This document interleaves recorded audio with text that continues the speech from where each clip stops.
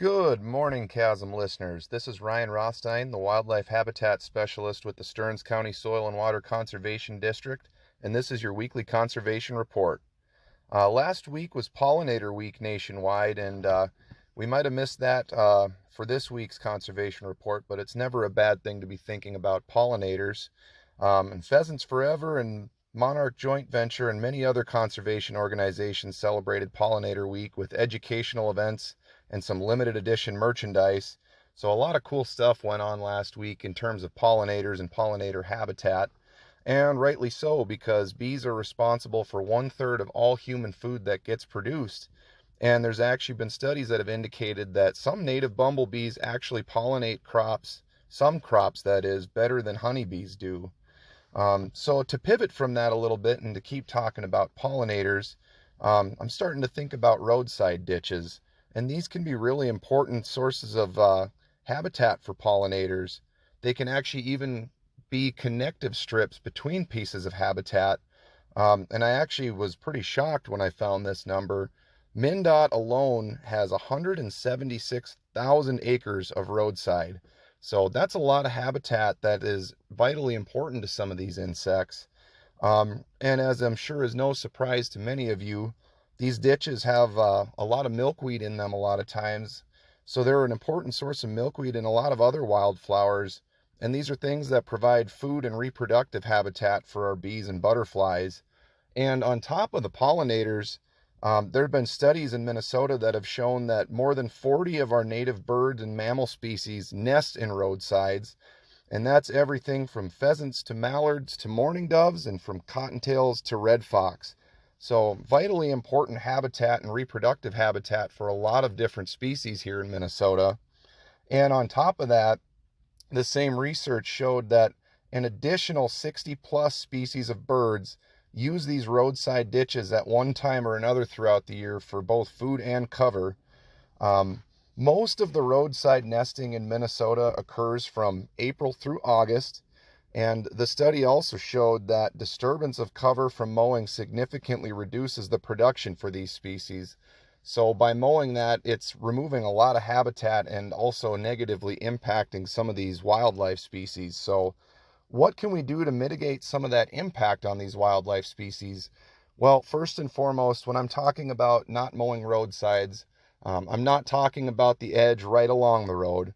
You know, it's certainly still important to keep the first few feet mowed just for safety and visibility. When I'm talking roadsides, I'm thinking more of the ditch itself. So what can we do to sort of remove our impact or limit our impact on these wildlife species using these ditches? The first thing we can do is delay mowing until at least August 1st.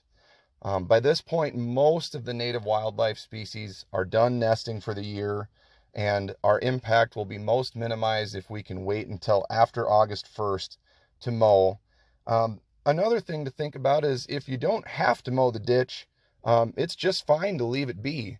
Some of the studies have shown that by leaving it undisturbed for multiple years in a row, it actually improves the nest numbers and the overall productivity of a lot of the bird species.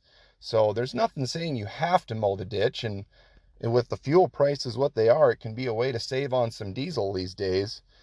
If you want to mow or you have to mow, mowing only to a height of about 10 to 12 inches, so raising that mower up and leaving some space is a good way to leave a little bit of cover for overwinter, and it's also a little bit of cover for those very early spring nesters before the new green grass really starts to grow.